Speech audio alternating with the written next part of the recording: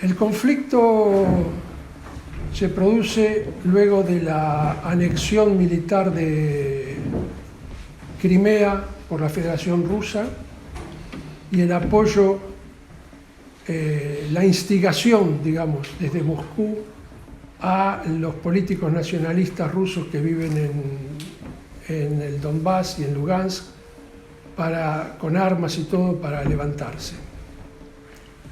A ver, una potencia instiga una guerra civil en otro país sin objetivos y la mantiene 8 años mandándole armas sin alguna idea acá atrás de la mente. Entonces, esto tiene que ver con el problema de qué pasaba en Ucrania. Y te agradezco la pregunta porque hasta ahora no se planteaba y yo estaba pensando en qué momento poder meter esto que voy a decir ahora, pero no quería invadir, sino quería estar esperando la pregunta. Ucrania tiene su propia historia. Ustedes saben que, bueno, no saben, no importa, es una forma de hablar. En el siglo X, cuando el príncipe de Kiev se convierte al cristianismo, ese hecho es, según el señor Putin, el origen espiritual del Estado ruso. Ahora, eso es más o menos como decir que cuando Colón puso el primer pie en América, eso es el origen espiritual del Estado argentino. ¿Sí? O sea, ¿qué había antes de que el príncipe Kiev conquiste una parte de Crimea? Había gente, había tribus, había pueblos, Eso no importa, ya está.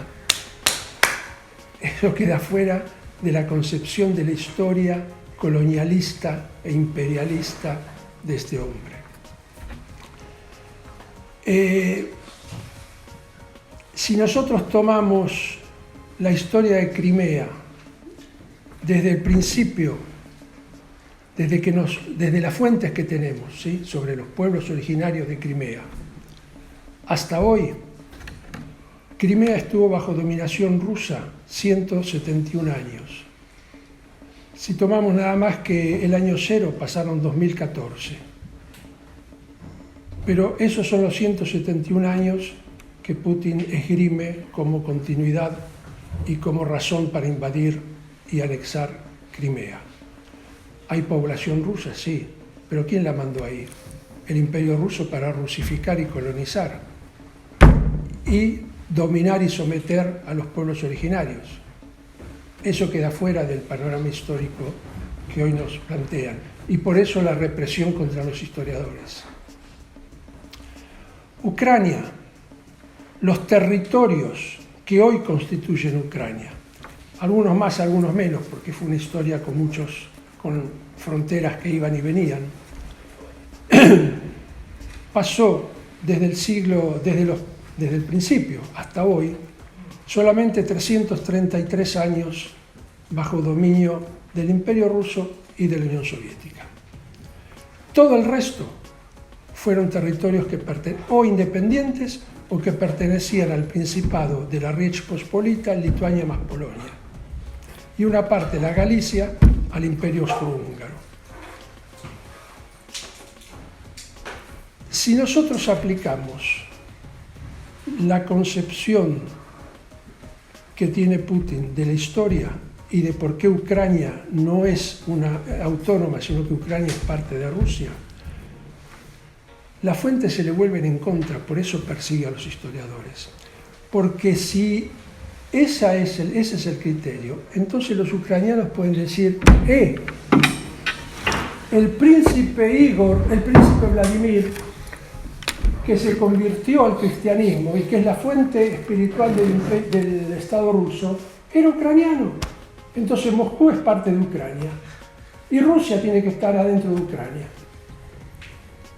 Es la respuesta más lógica, es la única posible. Y si venimos a América Latina,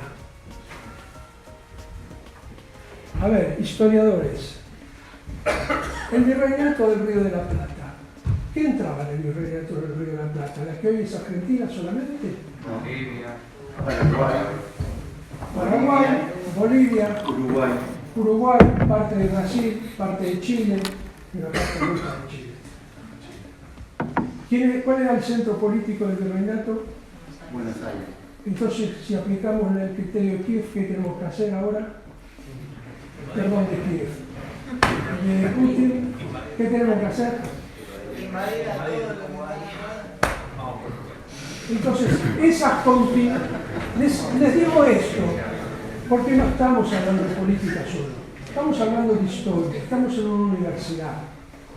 Entonces tenemos que entender que son esos famosos criterios de continuidad histórica. Son portadores de guerra, son portadores de opresión, borran el colonialismo, borran la opresión de los pueblos originarios. Ese es el programa oficial de Rusia hoy. Y esto no es política. Esto es tomar la teoría rusa y aplicarla a sus últimas consecuencias.